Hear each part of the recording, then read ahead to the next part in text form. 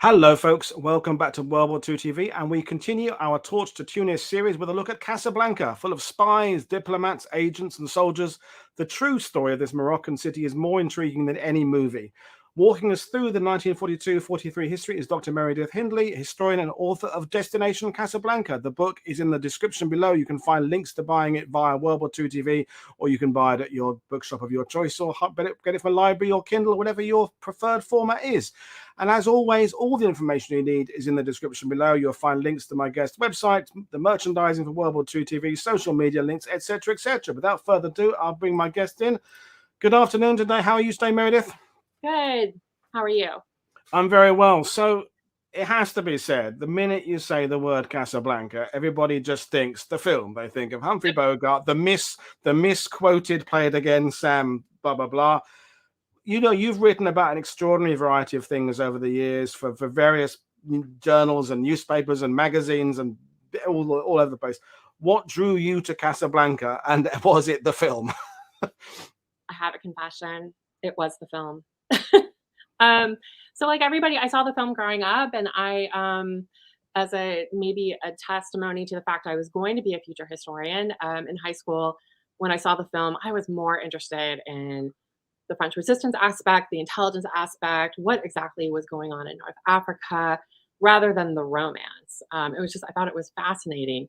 And of course, I knew it was a bit of Hollywood magic. And then when I was doing research for my dissertation, the same files that I was in for humanitarian aid also had information about refugees. And there were telegrams about refugees coming out of Casablanca, about the difficulties that they were encountering. And it was really hard not to go down that rabbit hole because, you know, when you're doing research, it's that bright, shiny thing that suddenly appears, but that can also just completely thwart everything.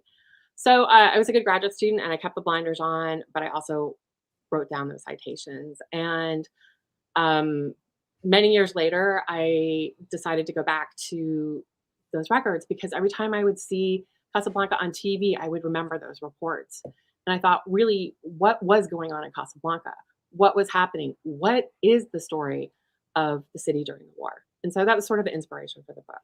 Brilliant. And in a sense, it's not so much what was happening as what wasn't happening there. Who wasn't there? I mean, the every facet of human life seemed to be not in Casablanca is obviously our focus today, but you look at Algiers, look at the other places involved in Torch and the campaign.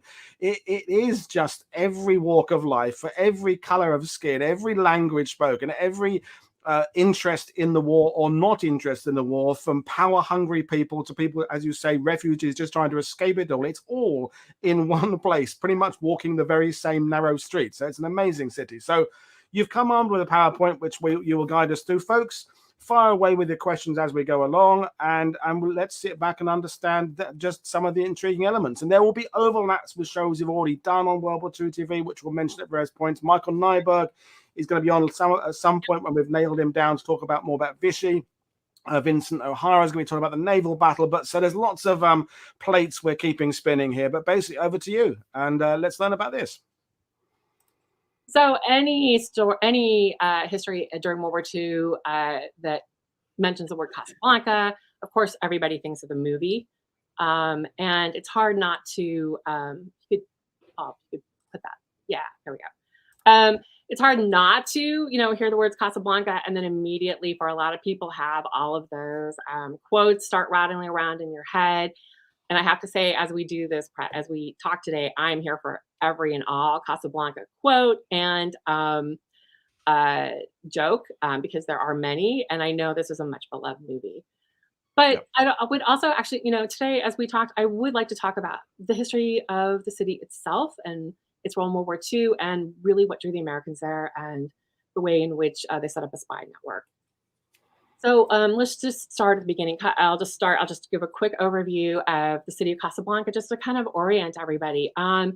So Casablanca was, by its very nature, it's a natural natural harbor in Morocco. It's on the Atlantic, and it really began to come into its own in the 16th century when pirates, the Barbary pirates, but other traders began to use it.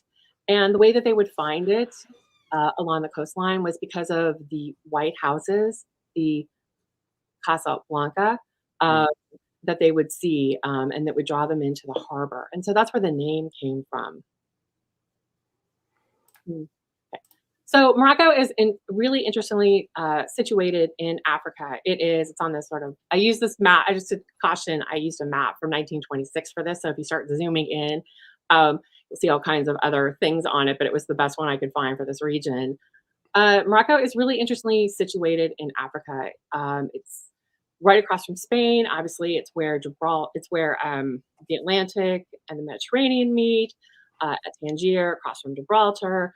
Morocco has 1 foot in the Mediterranean, 1 foot in the Atlantic, which makes it, and particularly Tangier, a really important terminus for trade in Africa. So a lot of the trade routes would come up through the Sahara and then Tangier, and then the goods would go on either across the Atlantic or up to Europe.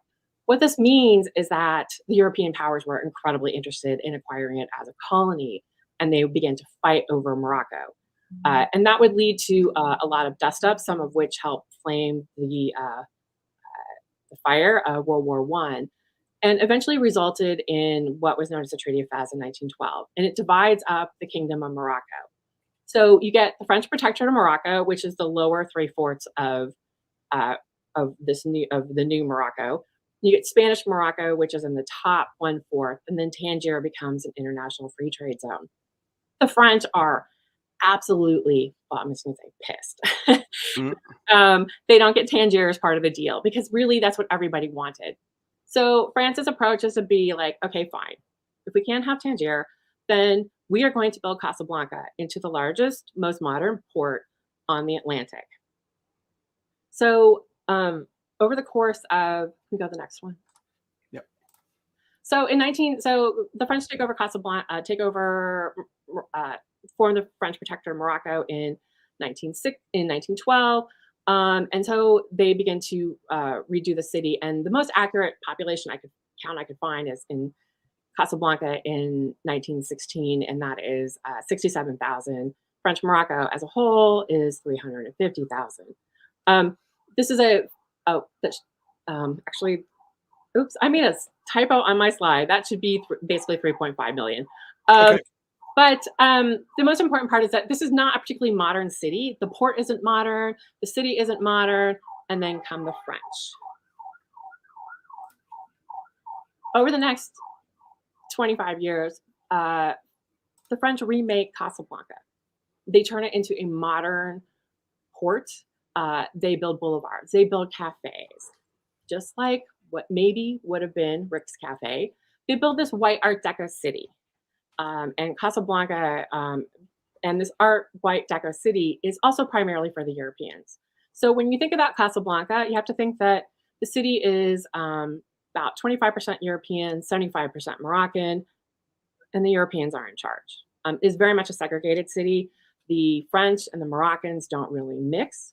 And that is particularly the case in cafes and in restaurants. The Moroccans would be there, but they would be the help in the back.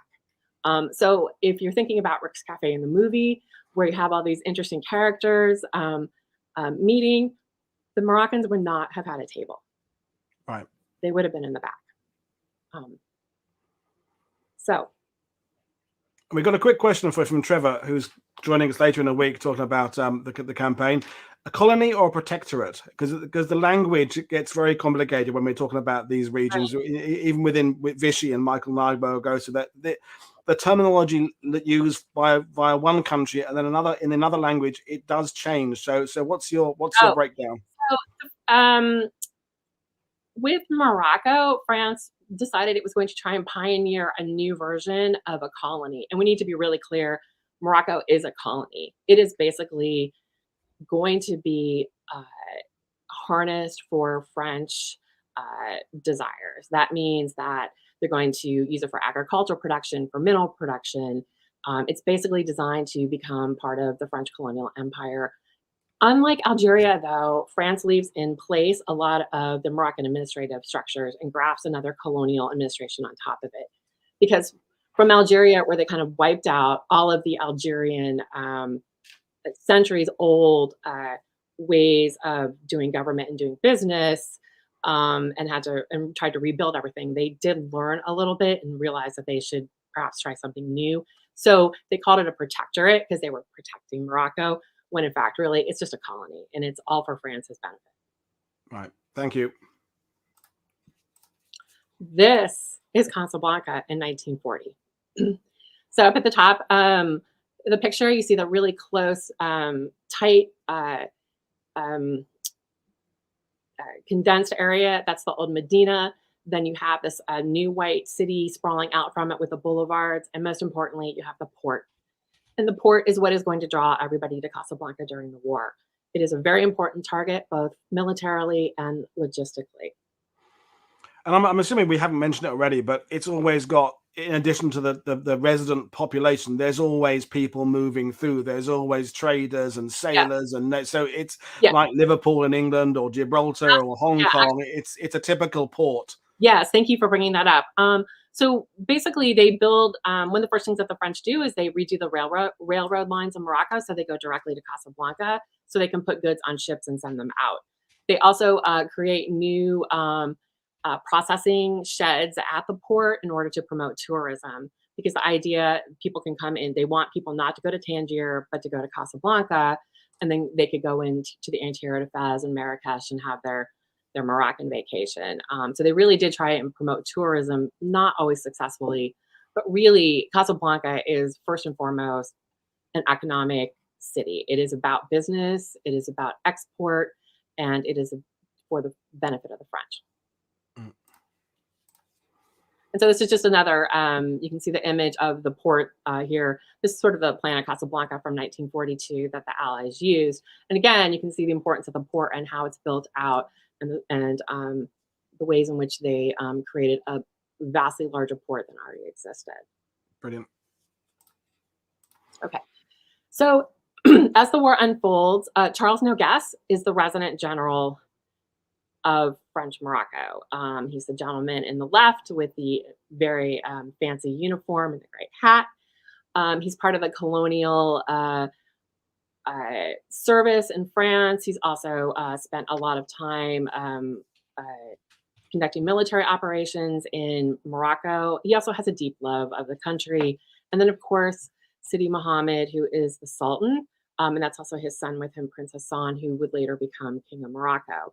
They actually have a really good relationship, despite the fact that essentially the Sultan is now subordinate to Nogues, and Nogues has pretty much the final say on everything except in religious matters.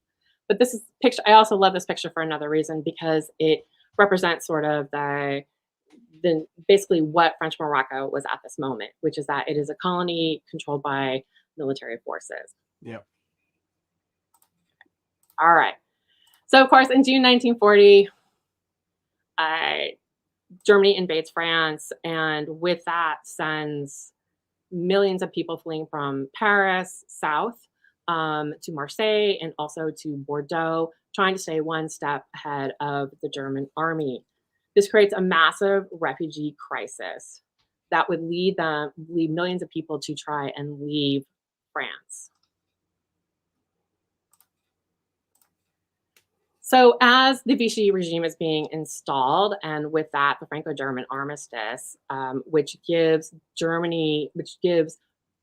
lets the new Vichy state, which is beholden to Nazi Germany, it gives it control of French North Africa. So in a sense, all these refugees that are attempting to leave France and go to French North Africa still find them under control of Vichy France. So if you are looking to get out of France, there are a couple ways to do that. One is you go south to Marseille and you jump across to Algiers or to Oran, and then from there you go to Casablanca, and then either go across the Atlantic from Casablanca or you jump up and you go to Lisbon. In the summer of 1940, there are 200 ships that show up in the port of Casablanca carrying refugees. One of them, and carrying refugees, and it creates a massive humanitarian crisis down at the port. The protectorate and the city of Casablanca struggle to deal with all the refugees. it also means that the U.S. consulate now basically becomes the place to be in Casablanca. Because the British have hightailed it out of there, along with the rest of the Commonwealth consulates, U.S. consulate is now in charge of not only American affairs, but also British affairs. And it also is the closest thing to Rick's Cafe in Casablanca. I mean, because everybody comes to the U.S. Consulate hoping to get visas, to get help with their paperwork. And they only had a staff of 6. Wow. And so every morning, 200 refugees would line up outside the U.S. consulate, looking for help, looking to check on their paperwork, booking for passage overseas. It was really, they did heroic work. And the man who sort of oversaw it all, sorry, the man who oversaw it all was Herbert Gould, who was the U.S. Consul General. Okay, we got another question from Trevor, just to interrupt there. Was it mostly French Jewish refugees, or was it all sorts of people who just wanted to get away from things? Because in my mind, I'm thinking of all that's going to be a key element. That's a fantastic question. So before the war, Paris had actually become a place of refuge for Jews from Russia, German Jews, Austrian Jews, Hungarian Jews, and then once Germany rolled in, they all fled. So you have not only French Jews trying to stay one step ahead of the Germans, you also have these other refugees who have been living in exile, attempting to stay right ahead. And in fact, I'd like to talk about one in particular. Brilliant. Okay, and yeah, well, another question I'm going to ask in a minute, but I'll let you. Do you want to take the question? Well, I was for me really, and it's when you talk about the American embassy presence there, how, because this will relate to Torch and the invasion, how quickly were they recognizing that that they were within North Africa, and I mean by North Africa, I mean everything from Egypt, Sudan, right. Everything, is that there are people with all sorts of different aspirations in terms of some pro-Axis, some pro-British but not pro-American, some pro-American but anti-British, some pro-Arab. Was it a quick realization that this international area was now going to be divided by who wanted what with this new regime? So I would say that the Americans are incredibly unsophisticated at this point about North Africa and also about French objectives. France, I mean, you have to keep in mind, the advent of Vichy was very much a shock to Europe, to Britain, to the United States.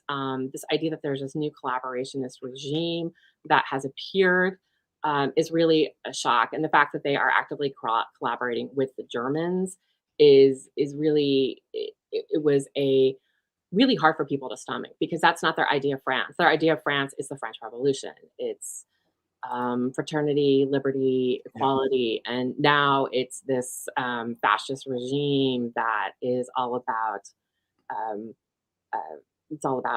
order and the state, and it is. And let's be honest, persecution. I mean that's. I was about to get that about to basically engage in persecution. And one of the more startling things that happens, particularly and it's a realization for the refugees who end up in French North Africa, is that Vichy exports the same policies it has in France, in Vichy France, in Vichy proper, to North Africa.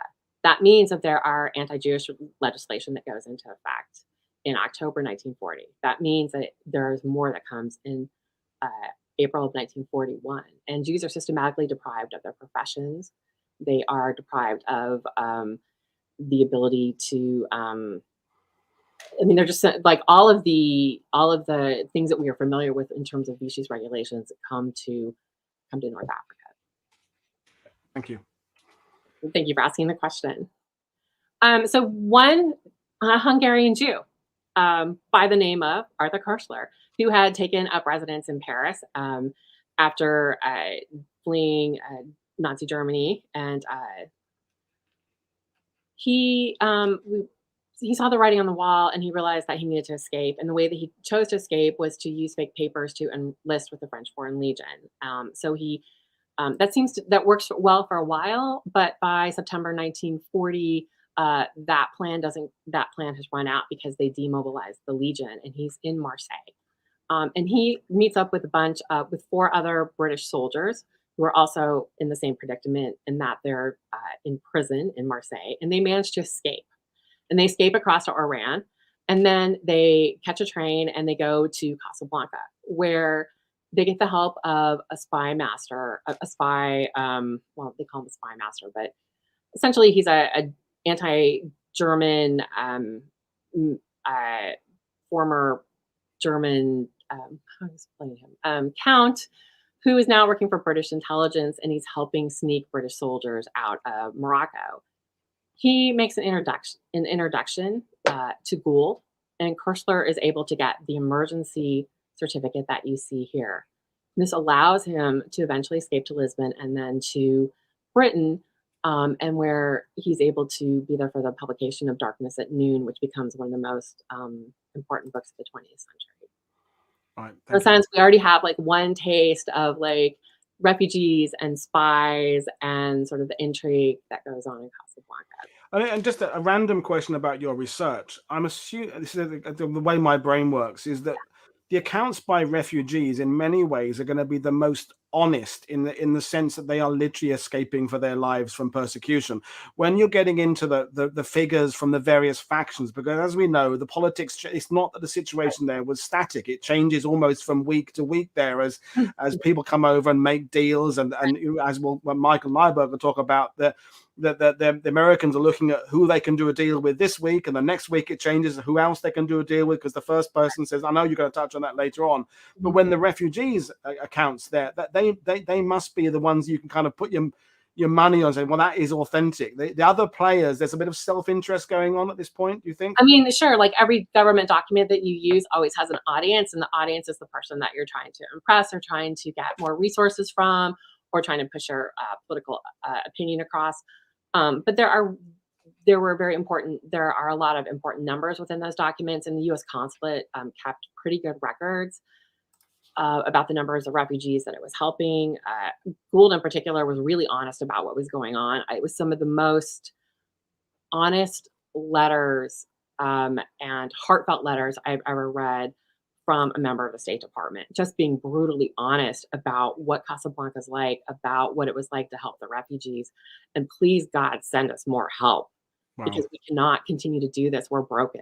I mean, this is an office where in 1 week, two different refugees attempted to commit suicide within their offices after finding out that they weren't able to get the visas that they needed to go to the United States or to make it across the Atlantic Ocean. And so this is really human suffering that we're dealing with, and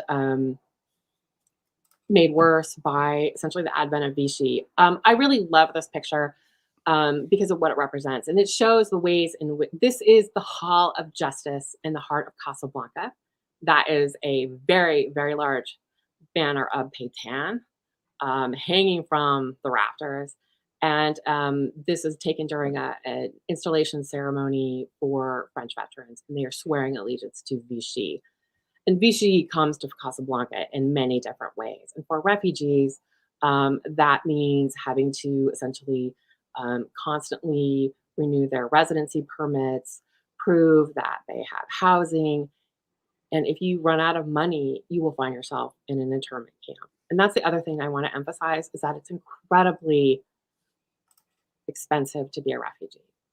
And so, like in the movie Casablanca, where you see the Sûreté chasing down the refugees for their papers, that was very much something that happened on the streets of Casablanca, because people's residency permits would expire, and if they weren't up to date, they could be thrown into the internment camps. And beginning in the fall of 1940, French Morocco opened internment camps, and they put foreign nationals in internment camps, including non-Jews. So essentially, if you're a foreign national and you're a foreign national of fighting age, and you're a refugee who does not have any demonstrable means of support or any money that you can show that you can use to support yourself, you go to the refugee camp. And over the course of the war, there are more than 16 that open in French Morocco. Wow. Yeah. So let's get to the spying in earnest. So after, so obviously the defeat of France, Britain retreats, but then of course there is the incident at Meredith al-Kabir, and that really changes calculations in North Africa in many different ways. Relations between Britain and France are irretrievably broken after this. France is just beyond angry, and French soldiers, French sailors, it seems like a real betrayal on the part of their former ally. The other thing that it does is it basically causes the United States to realize that maybe it should start to be a broker between the United States and France and Vichy. Roosevelt in particular thought that the United States should, kind of keep the lines of communications open, that it might be possible to lure Vichy back to the Allied side. And this is rooted in again, as I said, this notion of what France is and then how on earth could they have collaborated? This is ridiculous. How does this Vichy regime appear? As part of that, one of the struggles that the United States now had was that it had lost its sources of intelligence. The United States did not have any spying capabilities before the war in North Africa. North Africa was not really a sphere of interest for us, and as such, we relied on the British and the French for intelligence. And now that is not possible because Vichy is Vichy. Britain hightails it out of French Morocco, burning all of its documents with it and taking most of its spy network with it. And so the United States now has this deficit of information about an area of what we're going to call Europe, because that's how it was thought of then, that was incredibly important to the conduct of the war. Roosevelt sends over sort of Christmas and New Year of 1940 and January 1941, Robert Murphy, who was at the U.S. Embassy in Paris and also at the U.S. Embassy in Vichy, on an inspection tour of French Africa. He meets with officials in Tunisia and in Algiers and in Morocco and Dakar, and basically trying to get a lay of the land and understand what's going on, and a reference point for reports that we're hearing, but also for what exactly is Vichy's intentions in North Africa. He also meets with Maxime Weygand, who had been installed as the High Commissioner of Africa. And there was a sense that Weygand was someone that the United States might be able to deal with. At the same time, Weygand told Murphy that French North Africa needed food, needed oil. Would it be possible for the United States to provide it? And so what happens then is the embark on what becomes negotiations for the North African Economic Plan, which otherwise known as the Murphy-Weygand Agreement. Why this is important is because Britain really does not want this, because they see these supplies going to North Africa as puncturing the blockade. And they're very worried that any supplies sent through this program to North Africa will just simply be re-exported to Nazi Germany to the benefit of the German war effort. And it will also dilute the British blockade, which was at that point an incredibly important weapon for Britain during the war. As part of the agreement, France and Germany, because Germany also has to approve of Vichy France, they agreed to let 12 inspectors be posted in various cities throughout North Africa. Well, I just want to jump in and just remind the viewers that this element of the political story, we will be tackling it twice more during this series. Paul Sparrow is going to come on and talk particularly about FDR and Churchill, and of course Michael Nyberg is going to be talking about this, because we are avoiding lots of rabbit holes, all of which are exciting to talk about, but we're particularly trying to get down the spying, intrigue, intelligence route there. So folks, we're not avoiding these subjects because they're not interesting. We're avoiding them because they're going to be covered later on, and the focus is more on the spying, intelligence gathering. But and folks, you'll need 3 shows to get to grips with how complicated it all is. It took me about 3 or 4 books before I started to get my head around the fact the British are struggling to understand what the Americans want. Americans are struggling with what the British want. The France doesn't understand it. It's very, Yeah. it begins very sour, a very sour period between the USA and Britain, a sour period between France and Britain. And, again, when things get to 1944, we talked about this with Sasha on Monday, the relationships between the various countries have improved. But this probably marks a low point for everybody, doesn't it? It does. And we are shorthanding a lot of complicated politics and maneuvers just for the sake of time, as Paul said, to get to the spying. But it is important to understand how and why what would become the American observers who actually would become spies are able to arrive in Casablanca and in Algiers and in Oran. Yeah. So I'd like to introduce you to two gentlemen. Stafford Reed and David King. So now there are 12 observers that are part of the North African Economic Program. They are nicknamed the Apostles because they number 12. But I just want to talk in particular about Reed and King, who are stationed in Casablanca. In many ways, they are sort of Bill Donovan's ideal intelligence officer, in that they are blue blood, but also have a bit of military background and can hold their own in a bar fight. Before the war, Staff Reed is very successful in real estate in New York. Dave King is a little more. Dave King comes from money, and he had basically left Harvard during World War I, joined up with the French Foreign Legion to fight in the war. Then when the Americans entered, he transfers over to the Americans. Both of them have experience, some intelligence experience from World War I, but they are not in any way, shape, or form intelligence agents. They're just not in the modern way that we think about them. They are primarily, for the most part, they have been going out to lunch, drinking martinis, and sailing or playing golf or whatever, sort of were the primary activities of men of means in the early 1940s. But they do have an interest in serving, and so they are sent over as observers in the spring of 1941. What they do is essentially over the next 6 months is get to know the city.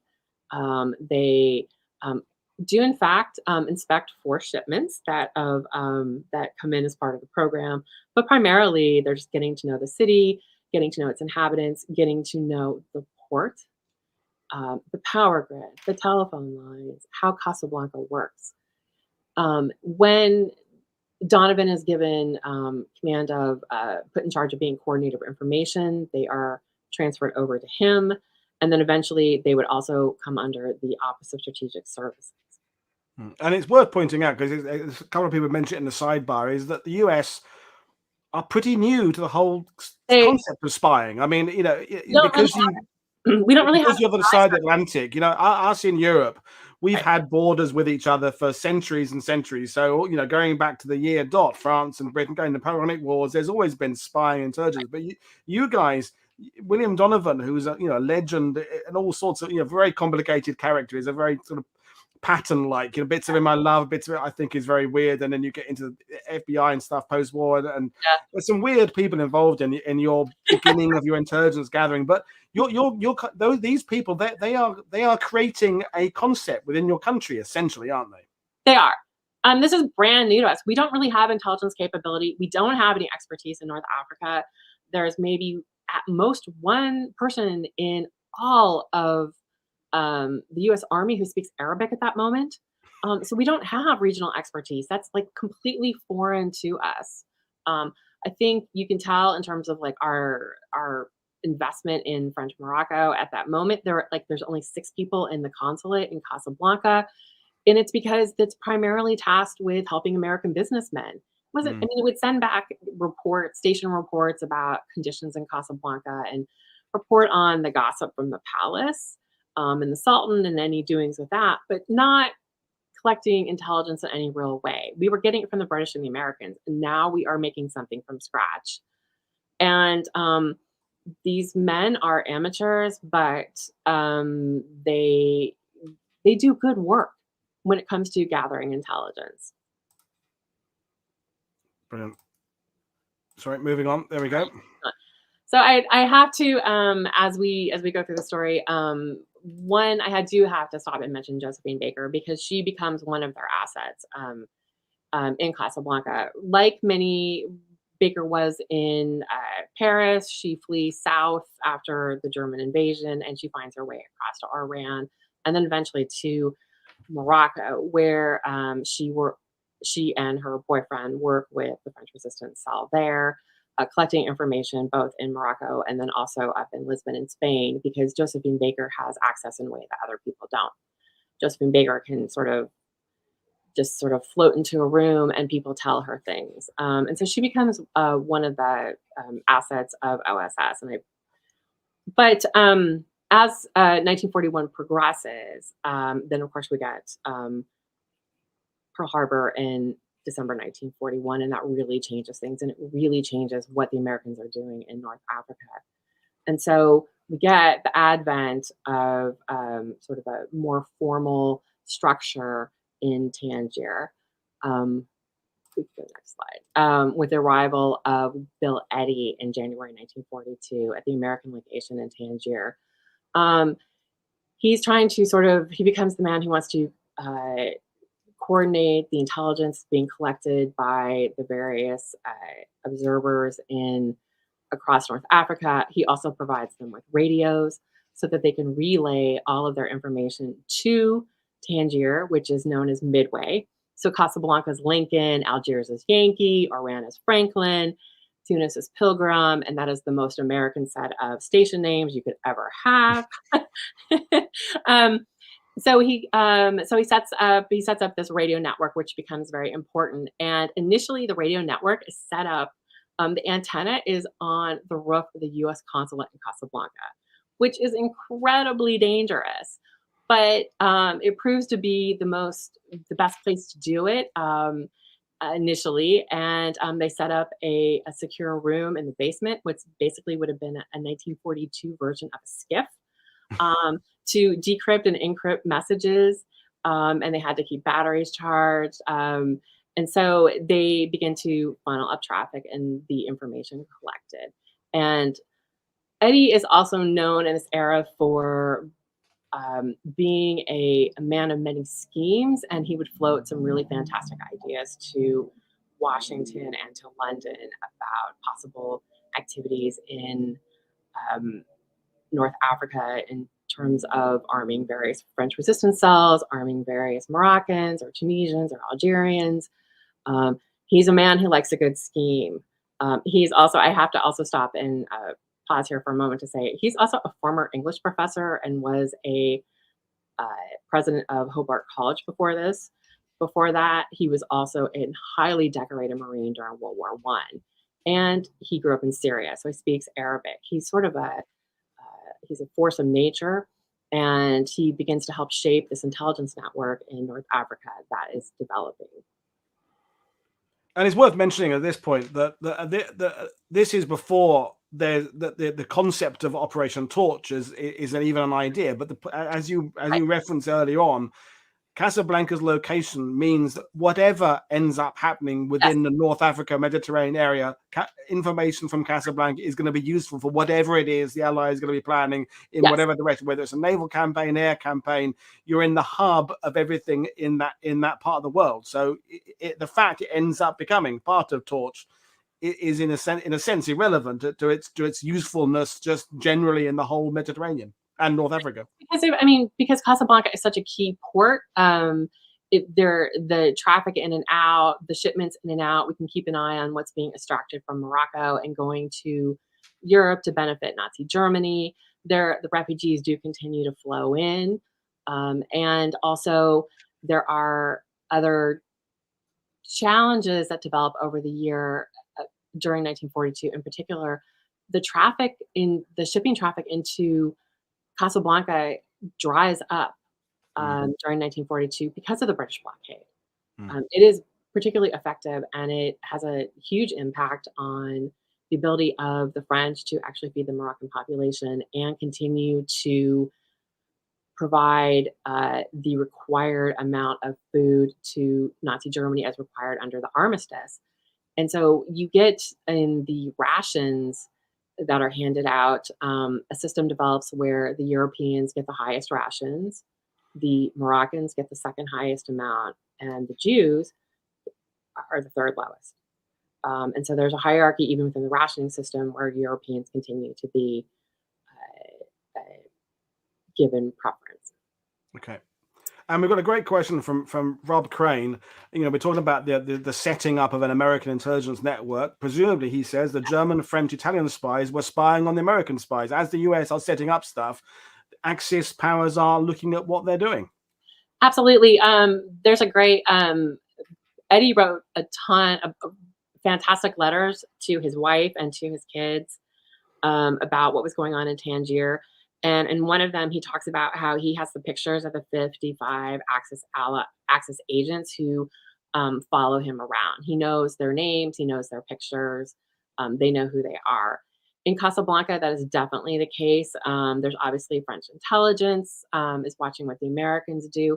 It's pretty explicit when they do the Murphy-Weyand agreement that everybody knows that the Americans, that these observers, that they are really going to be spies. I mean, they know that they're coming to that's really why they're being sent there. And it's understood. Now, I think it's really interesting that neither the French or the Germans really thought that the Americans would be all that effective. But in fact, they were. And so I would just like to talk a little bit about the kind of information that is collected even before Operation Torch, and then and then it would ramp up over the course of 1942. So Dave King and Staff Reed, through their web of informants, they kept an eye on departures and arrivals from airfields and ports. They mapped all the railway lines in Morocco. They mapped all the power grids, the water supply, the port facilities, telephone and telegraph lines, troop locations, unit strength, armaments, food supply.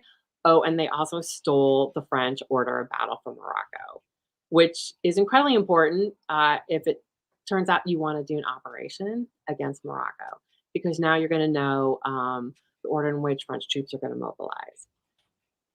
They were very successful in working with the local French resistance cells. And I need to pause and say that there are multiple French resistance. The French resistance is a crazy quilt at this moment. Yeah. It is not simply just Charles de Gaulle in London. There are various French resistance cells all throughout North Africa. They all have competing aims. They all have their politics don't agree. It's really messy and it's really complicated. But they managed to work in some way with almost all of the cells. So they have informants in those cells. But they also have, as an informant, the chief of French counterintelligence. They also have the chief of the Sûreté in Casablanca. They have members of the French Air Force, members of the French Army. Who is not on this list? The French Navy. The French Navy was incredibly pro-Vichy, pro-Pétain, pro-Darlan. He was the admiral of the fleet and becomes a key member of the French leadership. They are incredibly, in some ways, you can maybe say they have some PTSD from Meredith al-Kabir. They're very leery of the Americans, and they're not inclined to talk to anybody from the embassy or who might potentially be involved with the resistance. Some of the challenges that King and Reed faced in particular, along with Murphy and the other apostles, were obviously the multiple French resistance cells and sorting out all the personalities and who to believe, but also they had a big blind spot in the sense of they weren't particularly good at assessing the personalities and their goals or their capabilities. And this becomes an issue when we actually get to Torch. And that profiling aspect's come up on World War II TV before with the SOE and things like that, is that it's an accepted part of intelligence work and just life generally, that people are when you go for a job interview, you're being profiled by the interviewer. But this was in its infancy again. But so that's right. And I think that they really wanted to believe that that members of the French resistance could deliver on what they said they could deliver on. When the French resistance said, if you come to North Africa, We will be with you. The population will rise up with you. The army, no one will fight. We will welcome you with open arms. They really want, I mean, they really want to believe that because actually it makes the operation easier. But also, of course, they're going to welcome us because we're the allies. And of course, because they want to throw off the yoke of Vichy. Of course, they don't want to live under Vichy. Of course, you don't want to live under this sort of imported version of fascism. So, of course, I mean, it sort of plays into assumptions that the Americans already had about um, their political worldview, and it does sort of cloud planning for Operation Torch and its aftermath. We got a question from Trevor again saying, how did they recruit their informants? Was it done at the famous Casablanca Golf Club? No, it was done in watering holes around. It was done in watering holes around town. They had a they played a long game, and that they would chat somebody up, they would chat them up again, they would try again, they would come back a couple months later. They were really sort of building a portfolio, and it wasn't sort of, they weren't looking for a quick turnover. They really just sort of, they wanted people to trust them and to develop relationships with them. And there was also extensive use of code names so that people didn't actually know who they were talking to preserve distance and also preserve people's identities. It's sort of, there was a lot of time spent in the bar at the Hotel Transatlantic, which was the bar where the Allies, the favorite Allied bar in Casablanca. The Germans tended to drink at the Hotel Excelsior, but the Allies, sort of French resistance, drank at Hotel Transatlantic. They also used where they could Moroccans, but then again, that was basically relationships formed through the auspices of French locals. So the Moroccans were part of the spy network, but sort of it was more difficult for Americans to engage them just because of lack of familiarity with the language, but also sort of some the cultural divide, and also honestly some issues of like thinking of superiority about notions of race and pecking order and things like that. And one question on that, because you talked about the fractured nature of the French resistance, which we talked a lot about on this channel, and that it's not a single organization. Even in 44, 45, it wasn't a single organization. It's, you know, there's communist parts. And in North Africa, were the American agents, did they worry where the information came from? And that sometimes information is coming from a group that may have possibly anti-British ideas, or because you got Arab factions who don't want the Germans being there, but they also want to overthrow the French. Do the American agents kind of have it doesn't matter where the source is coming from as long as it's a source, or are they kind of thinking, well, we better not take stuff from these people because they might be going against our allies? Does that make sense, that question? That question does make sense. And I think that, they were happy to have information for wherever they could get it, provided the information was good. In terms of making promises or providing weapons or forming solid alliances, that was much more complicated. Yeah. One of the most active and largest French resistance cells in Algiers were a bunch of monarchists who wanted to restore the French monarchy. Yeah. But they, in that moment, making common cause with them seemed to make sense.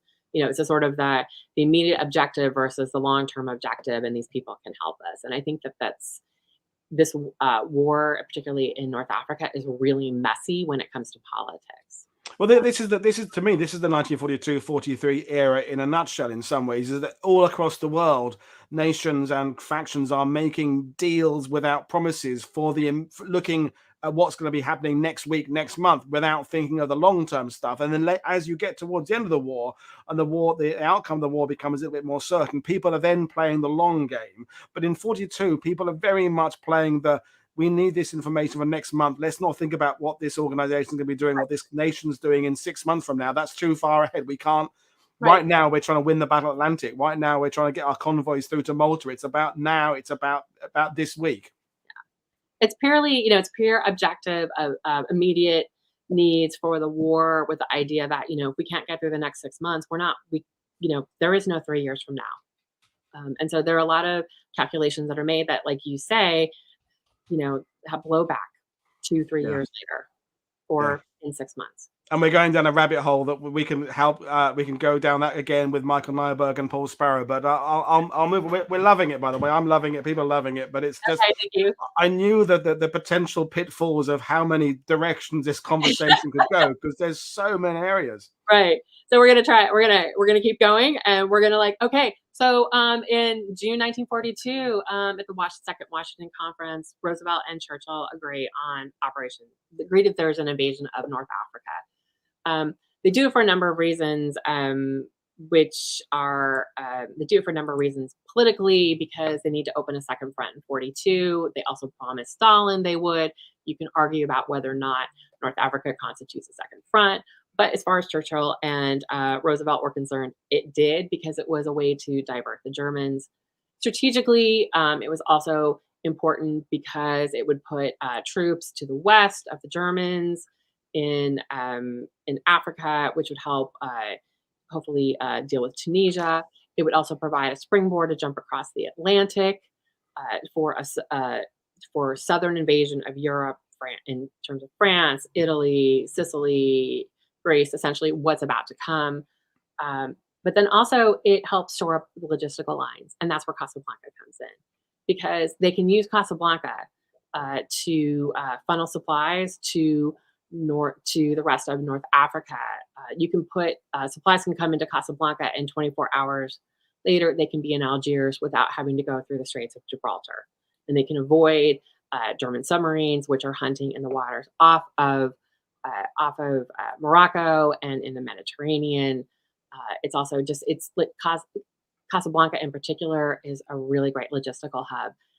Port Laute, which is further up north, is also important because at that moment it has the only concrete airstrip in all of North Africa, which is also important for landing things like heavy bombers and supply planes.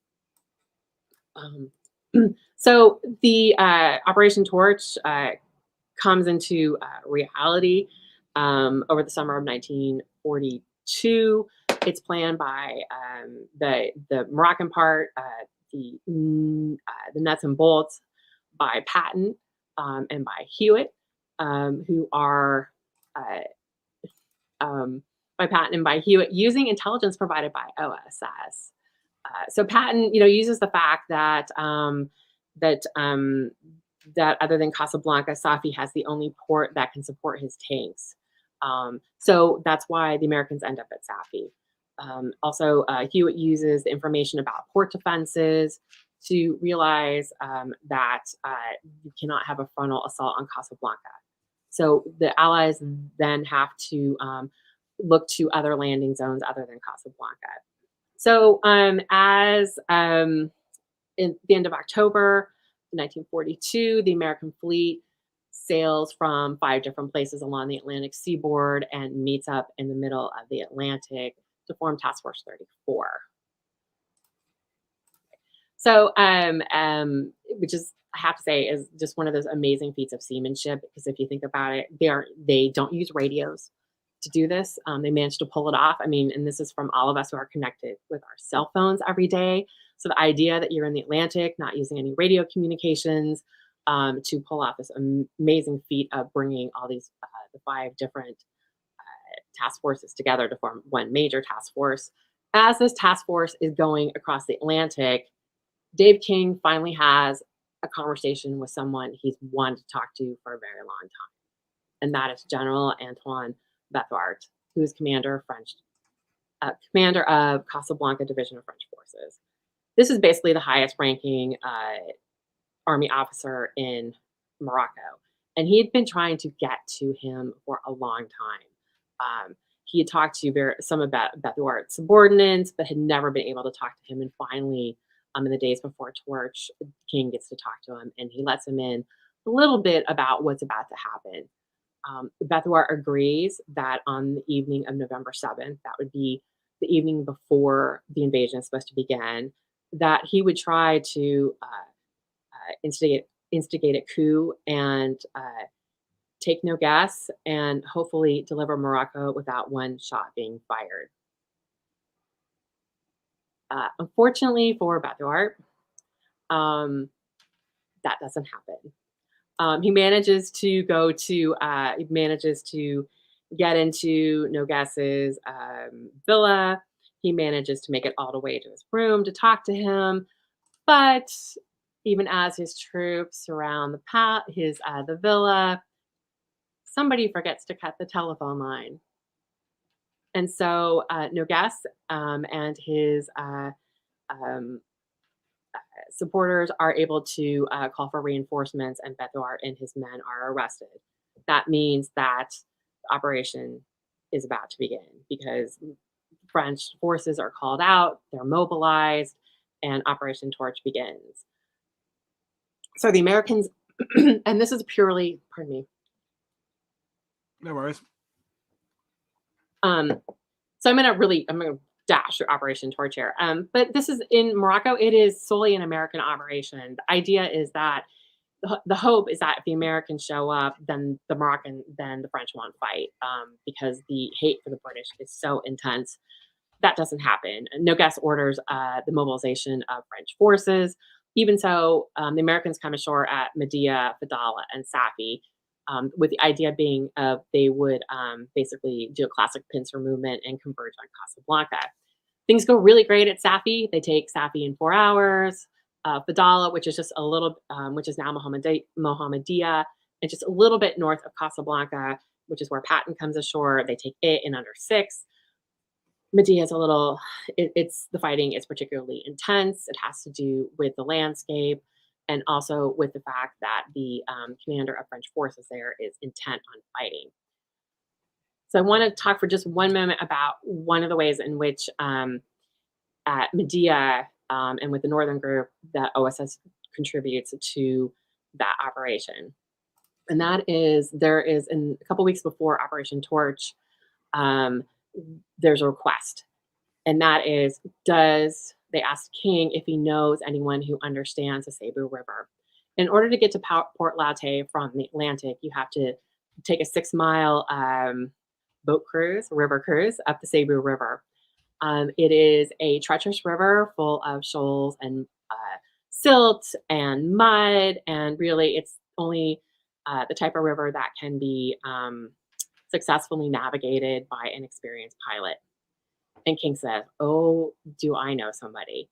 And that would be Renee Malvern, who they sneak out of Morocco in the trunk of a car covered up by rugs.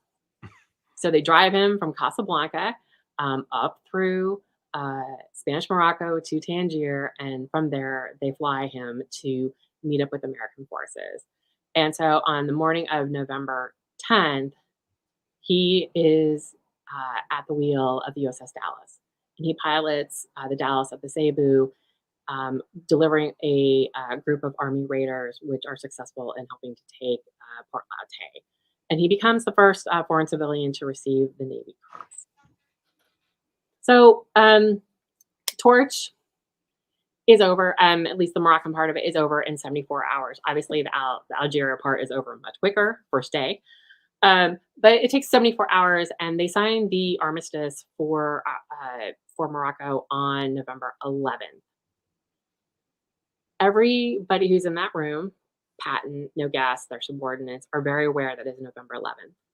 It is the anniversary of the end of World War I. And they're very relieved that that fighting did not last as long as it did. Even for Patton, who loves a really great campaign, he's relieved that the fighting doesn't go on and doesn't have the same sort of aspect of World War I. So Michael Nyberg is going to talk about the aftermath of Torch and the politics and the signing of the Darlan Agreement. But there are a few things that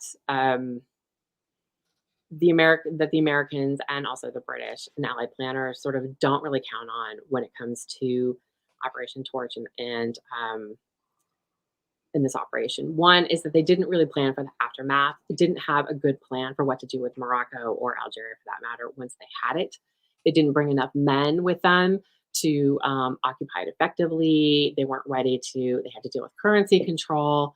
They also didn't really quite know what to do with Dave King or Staff Reed. And once Army G2 arrives, they dismantle essentially the intelligence apparatus has been developed by OSS. And Reed goes back to Washington, D.C., where he gets a medical exam, is told he has a heart murmur, and that he's not allowed to go back to Europe. He is livid, as you can imagine, and spends 6 months in Washington, D.C., writing everybody, telling them to send him back. Lucky for me, the historian, he spends those 6 months writing a memoir about his time in Morocco. He eventually is sent back over to Europe and works with Tito and the partisans in Yugoslavia. And so there's some fantastic pictures of him embedded with the partisans in Yugoslavia on behalf of OSS. King also goes back to Washington, but then eventually comes back to help train new OSS agents in North Africa and helps set up intelligence for what becomes the eventual invasion of southern France in 1944. Okay. So I'd be remiss not to talk just a little bit about the movie really quickly, because it does have a very specific history related to the war. So the movie itself, Casablanca, it's finished in August 1942. It's in the can, and Warner Brothers has it planned for debut in early 1943.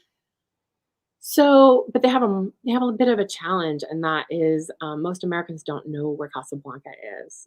At that point, Morocco is Morocco, and they don't really our geopolitical knowledge isn't particularly good.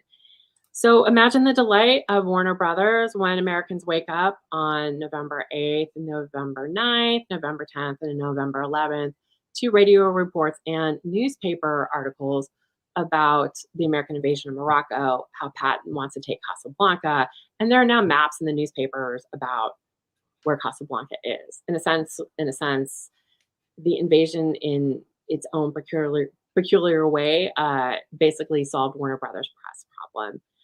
And so on November 25th, which would have been Thanksgiving here in the United States, Warner Brothers debuted Casablanca in New York.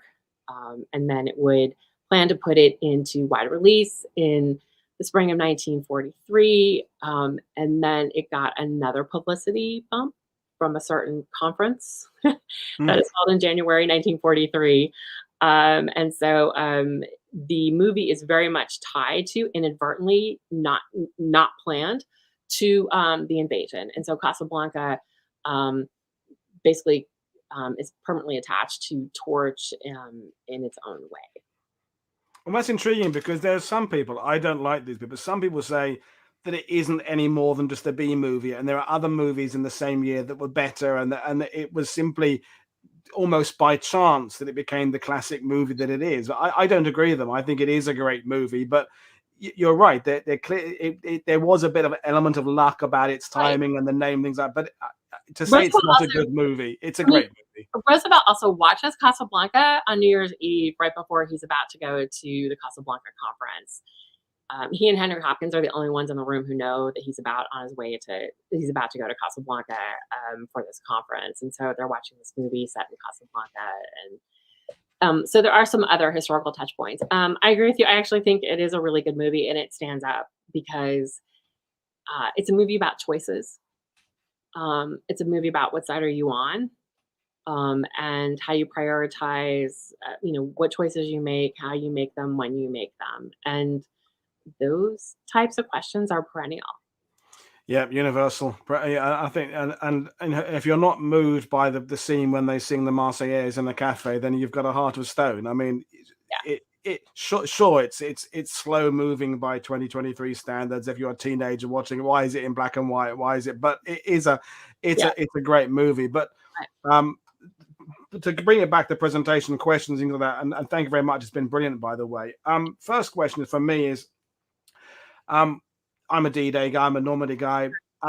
We often talk about the training, the learning curve to be able to mount something like Operation Overlord. And to me, the success of Overlord, and indeed the landings in Italy, was a lot of intelligence gathering, intelligence information gathered. So in that regard, how important was the proof that local intelligence can be useful from Torch in setting that standard for later on? Because we assume now that the Allies use intelligence, but there was a kind of a hierarchy in the US Navy and the British Navy that kind of, no, we don't need, who are the OSS? What is SOE? Who are these people? How important do you think it was that Torch proved that this concept worked? It was incredibly important in the sense of being able to develop actionable intelligence that could be used by Allied planners to their advantage, and the ways in which intelligence can inform both planning and strategy.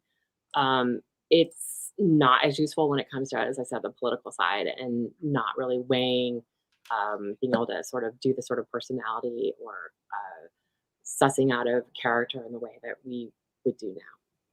I mean, that's the interesting thing to me. I mean, you can go down this path with Michael Nyberg and with Paul Sparrow, is that the British, Americans, some of the second guessing we did about Vichy and the French figures, they got it wrong. I mean, in a sense, the situation changed so quickly, and people rose and fell that you couldn't have predicted it in advance. But the actual sound intelligence, getting the ship up the river there, from that kind of solid information that OSS could bring, is you can't disprove that. That works. The principle works. And my next one is going to be what of the figures that are in Casablanca, because we know the figures from the movie. So are there any real figures that you wrote about that you kind of think that's the Rick there, that's the chief of police there? Who are your favorite kind of intriguing characters? I mean, the fact that the head of the Maurice Herbeau, who's the head of Sûreté in Casablanca, is basically working for the French resistance. That is very sort of Casablanca the movie. It's really hard to find a Rick because, like I said, there aren't that many Americans there, particularly at the beginning of the war. Dave King, I think, is a really interesting figure. The closest, and Staff Reed, but King in particular, in terms of the way in which he works with the resistance. As for a love story, I more found there really wasn't one that really emerged. It's more a lot of broken hearts and people who, broken hearts, loss of loved ones, which makes the war very difficult. Mm. No, thank you. And my last question, if anyone question coming to the viewers, I'll give it to you, is that I talked about this with Dr. Kate Vigers a few weeks ago about the SOE and France, is that when we talk about spies in World War II and agents, France, the actual country of France is everybody's kind of favorite stuff. That's where all the movies are set. It's always Villet Szabo. As a historian who's written about Torch and North Africa, do you think that North Africa, as a sort of a bed of intrigue, has been a bit rather dropped from the narrative? Yes. And I think there are reasons for that.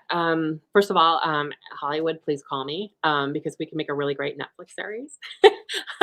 But more importantly, I think we have tended to not talk about Torch in the way that we talk about D-Day, and because Torch is messy, and the politics of Torch are messy, and it doesn't really fit our post-war objectives and our post-war goals to talk about an operation in which we fought the French and we defeated the French. If we're trying to rebuild Europe and we're trying to create a new Europe and put France back together, D-Day is a better narrative.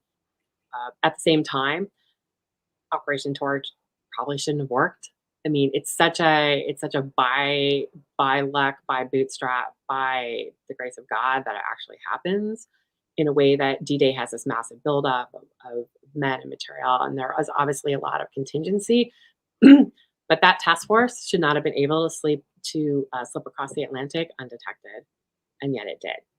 Yeah, it all could have. Torch could have basically all gone to hell if the task force had been detected, and it wasn't. Yeah, I think that's a really good point you made there. Is that I think Torch, the Allies got away with things by just circumstances and a bit of luck and just things that they try to kind of limit the element of luck. By the time you get to Overlord, there is so much provision. There's a plan A, there's a plan B, there's insurance policies in place to make sure that if this bit doesn't work, this bit will click in and this bit will click in. Torch is a lot kind of it's plan A, and if plan A doesn't work, we're doomed. And I think you're right. It doesn't illustrate the American and British relationship very well. The fact that it's the only, as Vincent O'Hara will be talking about with the naval show, it's the only time the Americans engaged the French in World War II, which is not, again, the story we want to be kind of talking about 80 years on. It's an awkward, it's a teething period for all the relationships, but without that teething period, if you want to understand the narrative of the World War II learning curve, Torch is the essential middle act, isn't it? It's the middle act that takes you to the end act. It's a laboratory. It's a laboratory of learning. We learn. We put an army into the field. We deliver it across the ocean. We figure out how to do logistics. We figure out how to. We had no idea how to occupy, which is something that we learn lessons from Torch for Italy. We still don't do particularly well in Italy, but by the time we get to Nazi Germany, we know exactly what needs to happen and we implement it. And essentially, one of the great things about World War II, at least I think is really fascinating, is that we are constantly learning from what we did before. Okay, sometimes not always, but most of the time we learn and we do it better the next time. And it's always a progression and there's an evolution. Okay, we'll do one question from Rob Crane and then we'll bring things in. So he's asking, was there much of a French community on the east coast of the USA that American intelligence infiltrated too? Mafia apparently worried the US authorities pre-Husky. So a French element in the USA, I've never thought about that angle. Anything there? So there is a little bit, there's a French resistance cell actually active in Washington, D.C. There's a large French resistance cell in New York. In terms of French supporters, for the most part, from what I've seen, it was mostly anti-Vichy and anti-Nazi Germany. Not much love for Vichy on this side. Okay. Well, it's been absolutely fantastic talking to you. I think we could invite you back again and do another angle of this. And you clearly like talking about Torch, and I again, it's been fantastic learning about this part of it, because most people are going into this admitting that their knowledge of Torch isn't as good as it should be, myself included. And there's so many angles. And I thought about doing a week of shows, and it became 2 weeks. In the end, it's nearly 3 weeks, and I'm still not covering all the angles I want to. But have you enjoyed chatting to our bunch of people? Yes, I have. Thank you so much for tuning in, for your questions and for your enthusiasm. Brilliant. And folks, again, the link to Meredith's book is in the description below, or you can find it at your local bookstore. So tomorrow, Mark Calhoun is coming on for a second time on World War II TV. He's talking about the whole German counteroffensive, Kasserine Pass, all that kind of aspect. He's some very novel thinking on that. So that'll be fantastic. And then more shows coming your way later in the week. So folks, don't forget to like and subscribe. Don't forget to follow the work of my authors and my guests. And it's been great talking to you. So this is Paul Woodhouse for World War II TV saying I will see you all again tomorrow. Cheers, everybody. Bye.